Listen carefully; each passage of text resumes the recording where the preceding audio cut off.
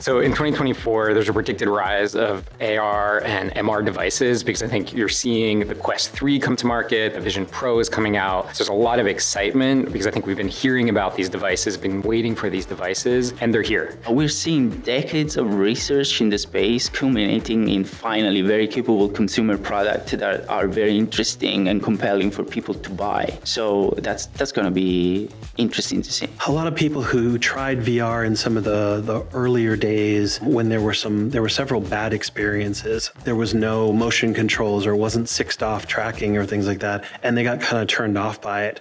But the hardware has continued to advance, and we're at a point where now you can run a fairly complex game at 90 frames per second, and we know a bunch of things to do to make sure that the game is comfortable.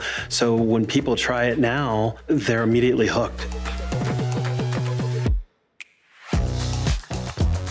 My best advice for a VR studio to try VR game development would be start with a smaller ID or a gameplay concept that is a little bit smaller so that you can iterate fast and bring it to market fast and learn from that launch and realize that the market is still very small compared to all of the other platforms. I would really think about your everyday life today and where are there places or where are there things that happen in your life that you could just augment a little bit and that you could just add an additional magical layer to. First and foremost is to go out there and look at the research that's already been done. Make sure that you're not committing any of the kind of like cardinal sins of VR development. Another thing would be to make sure that you're planning for different options for locomotion. You know, some people are much more comfortable using free stick locomotion, other people teleport.